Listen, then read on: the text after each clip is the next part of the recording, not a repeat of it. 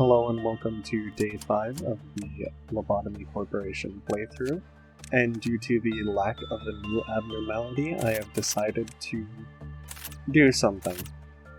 So, I'll see you then.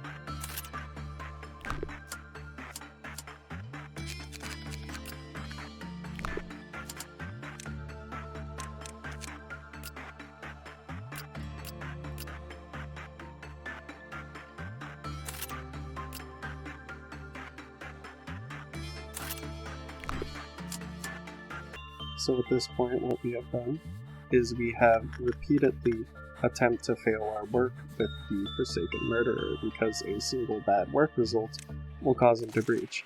We've done this by spamming repression, which he does not respond well to. Now, what you're about to see is me playing incredibly and overly cautiously because I don't remember exactly how weak we are in comparison to a lot of the early abnormalities, since I remember a lot more about the late game. But there really is no reason to be super scared of this guy. The clerks, which are the employees that we basically can't control, I think they have a Greek letter and then a number as their name, will pretty much immediately panic upon seeing the Forsaken Murderer has breached. However, if we send our employees over, they'll pretty much be fine. The Forsaken Murderer does primarily red damage, meaning that our employees are at essentially zero risk of panicking unless they have low sanity from working on either Grandma or the Skull, since I think that's the only way that they can currently take it. Now, the Forsaken Murderer is weak to black and pale damage, but that's irrelevant here because we only have red and white damage.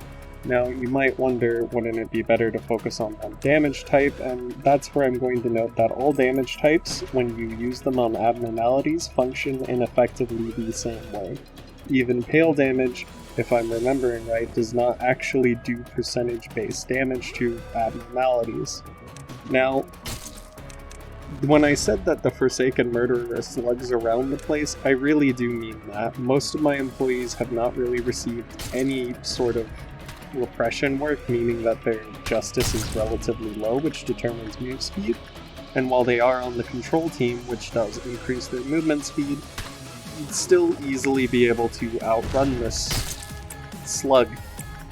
He kind of just goes around and headbutts people. I think that he does do some AoE damage with one of his attacks, so it's generally better if you really want to strategize against this to have one person tank his hits on one side of him and the rest attack from the other side. However, if you're really worried about strategizing against the slug, I don't know what to say to you.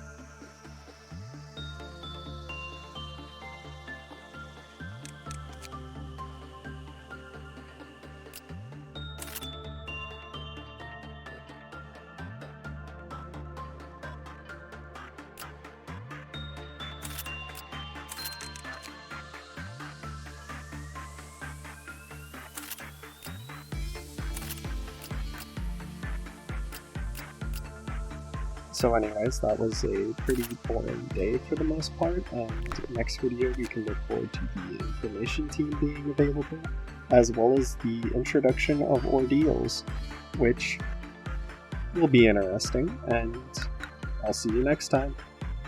Have a good one.